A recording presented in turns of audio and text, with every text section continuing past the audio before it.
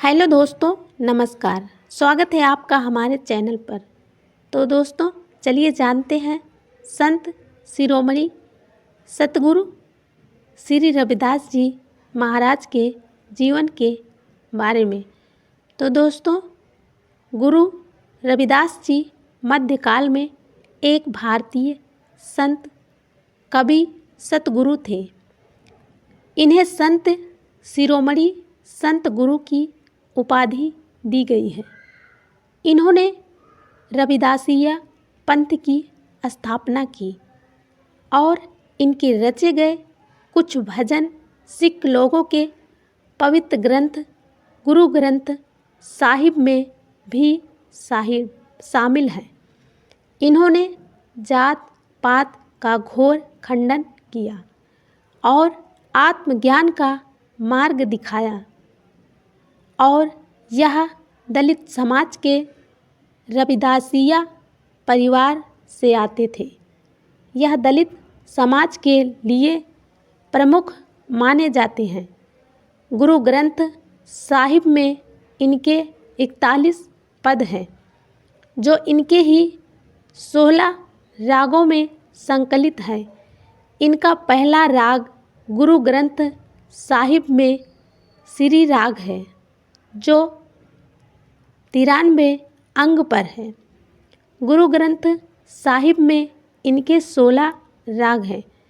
तो दोस्तों, चलिए आगे देखते हैं संत गुरु रविदास जी के जीवन के बारे में। तो दोस्तों, गुरु रविदास जी रैदास का जन्म काशी में माघ पूर्णिमा के दिन रविवार को संवत 1337 को हुआ था। उनका एक दोहा प्रचलित है। 1433 की माघ सुदी 15 दुखियों के कल्याण हित प्रकटे श्री गुरु रविदास जी। उनके पिता संतोख दास तथा माता का नाम कालंसा देवी था। उनकी पत्नी का नाम लोना देवी बताया जाता है। रैदास ने साधु संतों की संगति से पर्याप्त ज्ञान प्राप्त किया था। रविदास जी चमार जात में जन्मे और जूते बनाने का काम किया करते थे और ये उनका व्यवसाय था और अपना काम पूरी लगन तथा परिश्रम से करते थे और समय से काम को पूरा करने पर बहुत ध्यान देते थे। कई लोगों का मानना है कि संत रविदास जी का कोई गुरु नहीं था। कहा जाता है कि यह सनातनी हिंदू थे और कहा था, वेद धर्म सबसे बड़ा अनुपम सच्चा ज्ञान, फिर क्यों छोड़ूं इसे पढ़ लूं झूठ कुरान।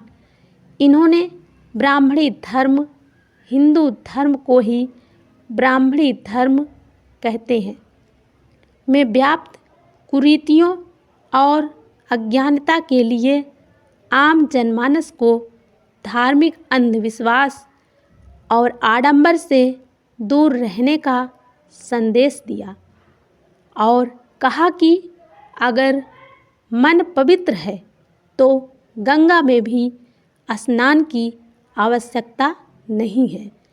मन चंगा तो कठौती में गंगा, इनकी प्रसिद्ध उक्ति है, जो इस बात पर प्रकाश डालती है कि इस्लाम धर्म में फैली बुराइयों को भी इन्होंने समान रूप से अपनी अभिव्यक्ति में शामिल किया था।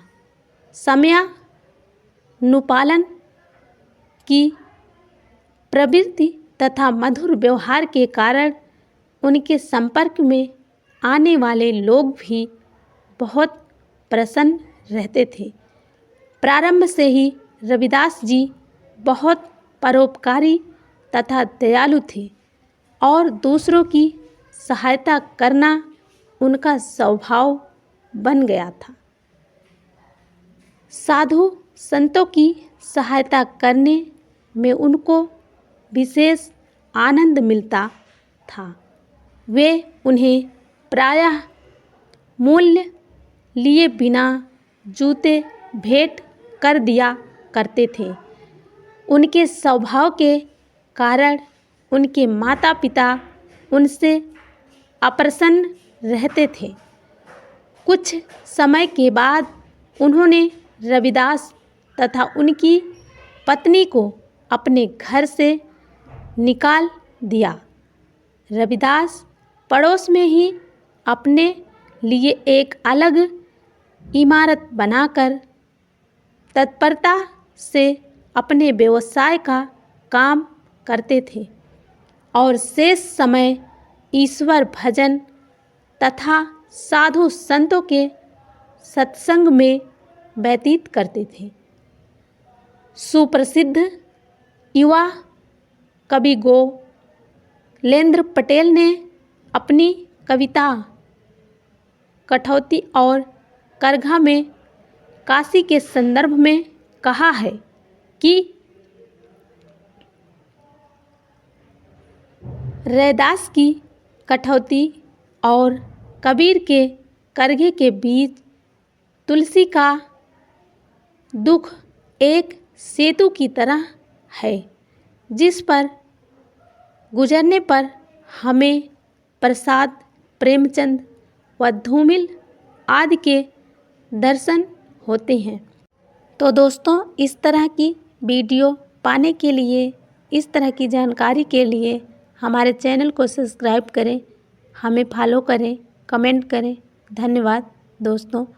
मिलते हैं अगली जानकारी के साथ अगले वीडियो में।